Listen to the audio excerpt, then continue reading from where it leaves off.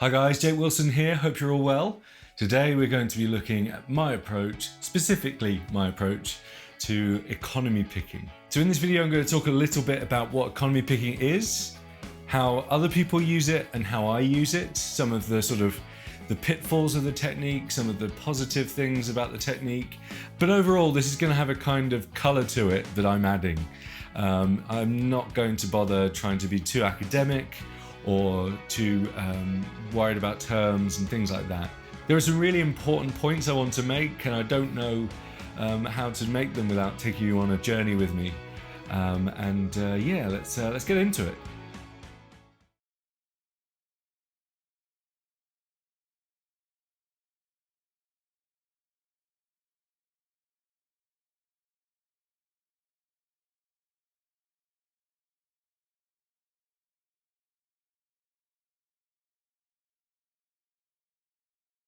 So the first time I heard about economy picking was from my guitar teacher, Martin Reid, when I was a teenager, and he was a big Frank Gambale fan. And so he taught me how to do it the kind of Frank Gambale way, so playing 3-note per string scales, but when you change string, you just carried on in the same direction.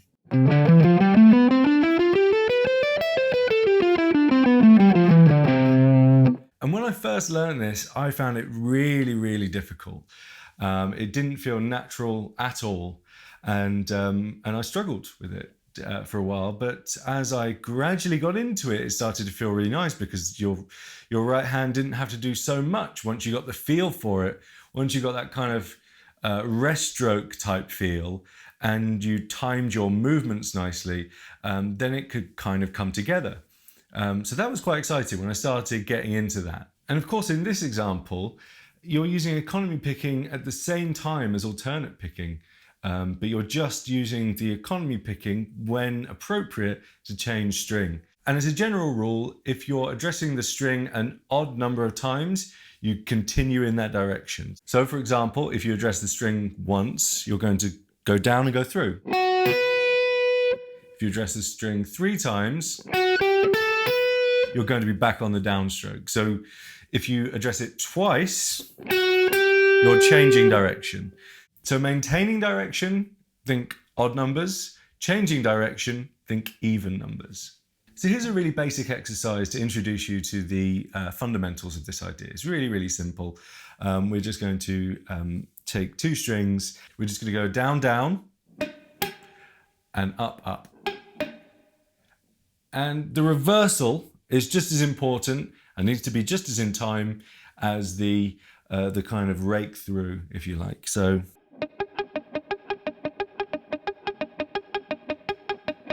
and when you do that, just try to get the feel for that motion.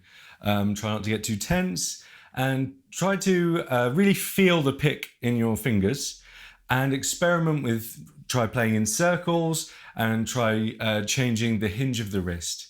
And as you experiment, just make a mental note of what's working for you and what isn't. And once you've done that, you might as well extend to using 3 strings and 4 strings and note the different feel and note the different inherent rhythmic properties that come from changing the number of strings you're using.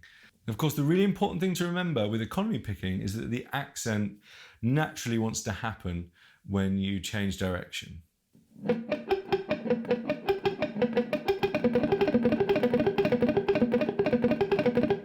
4 strings.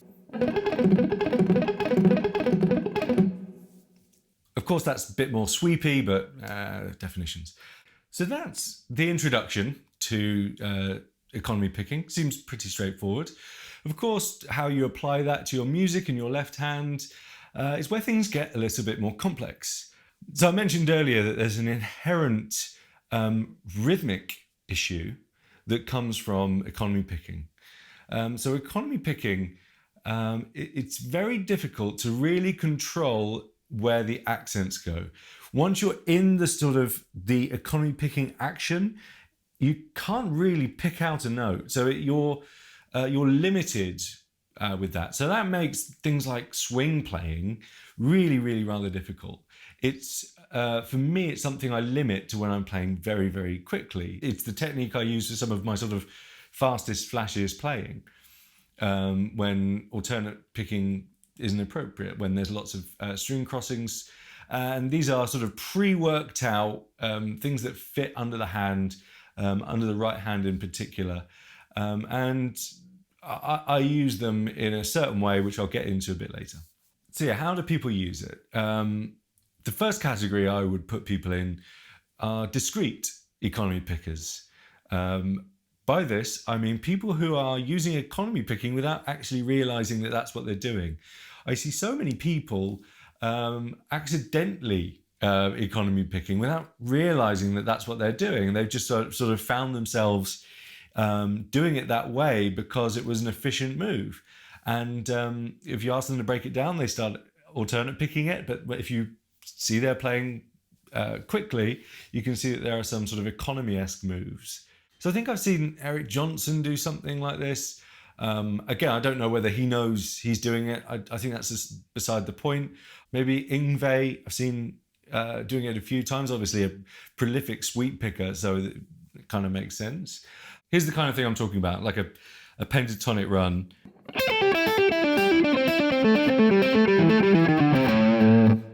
So the eagle-eyed of you would have noticed that in some of those moves, I was economy picking, keeping direction between string changes and mixing that up with some other techniques. Not an amazing run, but you can see that that's what was going on. So another category I would call the habitual category, where someone has developed this technique to the point at which they do it naturally as a default rather than, say, alternate picking for the equivalent move. This might be someone like Frank Gambale, or even someone like Adam Rogers, who's one of my favorite guitarists ever. He's a really amazing guitar player. But yeah, if you watch his playing, he plays in a certain way. So the third category is the strategic category. And this is where you use economy picking for lines where economy picking is really the only sensible way of playing that line, and you default to alternate picking for everything else. I would say that a strategic application of economy picking is to stick to the strengths that it has.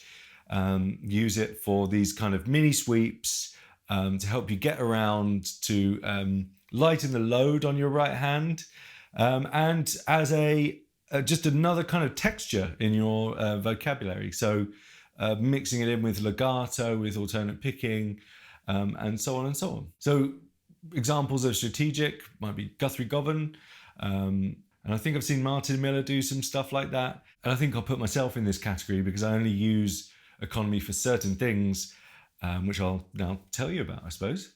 So because we're sacrificing control over rhythmic accent to a certain extent, I tend to use these things for a blurry, fast sound.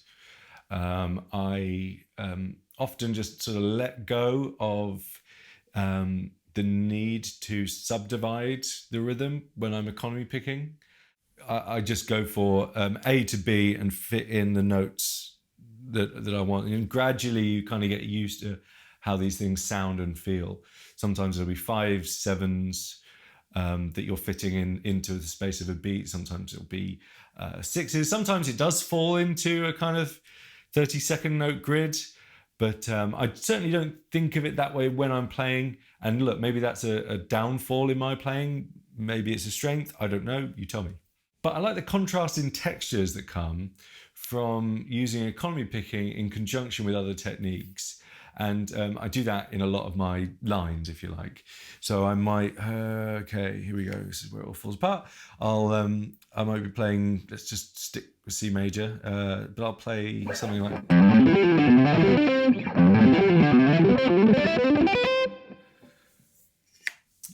So when I'm playing something like that, there's a bit of legato, maybe there's alternate picking. I don't really know.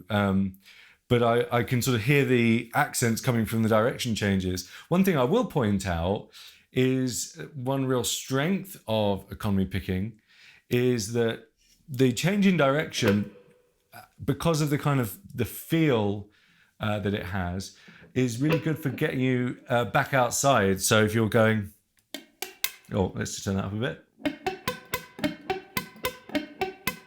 So it's easy to leap back,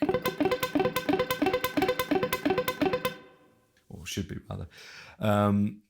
So that gives you a few opportunities as well. Obviously, is the opposite way.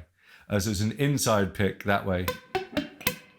So an example of this property, if you like, might be in a lick like this. So yeah, there's a lick that kind of uses that property really nicely. As far as inside picking goes, going in the opposite direction, I often do this diminished thing, which is just a kind of sweeping thing. But then you have to mix up the technique. And fast. So another thing I do a lot is I play an arpeggio, which uses a kind of string addressing formula. So some people call this the 3-1-2 or the 3-1-3 technique, grouping, whatever. So let's play A minor 7, or with a 9. We have to chuck in a few extra notes to make it fit under the hand. And we're going to play 3 notes on the lowest string, or wherever you're playing. It doesn't matter where you start this. And then you do a kind of mini sweep, economy pick, whatever, through the 1 string. So 3, 1. Then as you get to your 3rd string up, you can do any number of things. It's the way I think about it is once you get to, then anything's fair game. Now, if you're paying really close attention, then you'd have noticed that I didn't exactly alternate pick the bottom string. This is something that I've just kind of been made aware of in my own playing, but in my head I'm kind of alternate picking it, which is really strange, but I'm not. So I'm actually probably just economy picking through the top 2 strings in this case.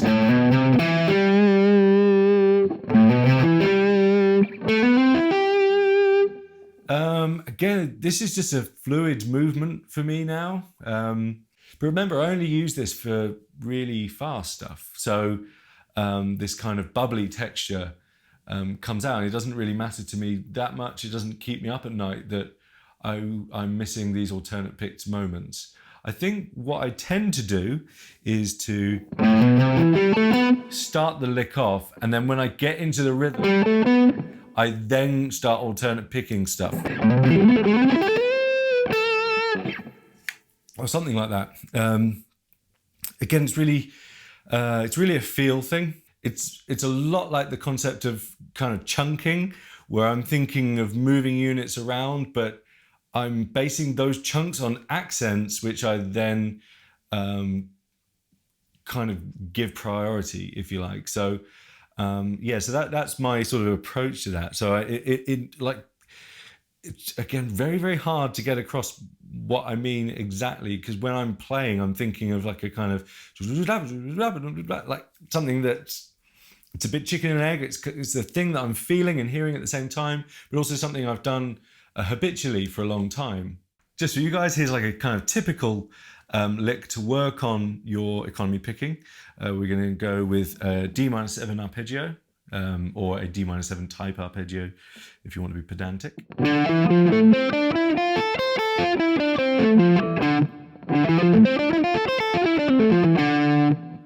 And of course you can play with variations on that.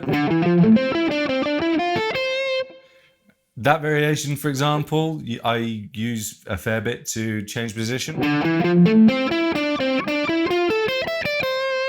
Or you can change position downwards.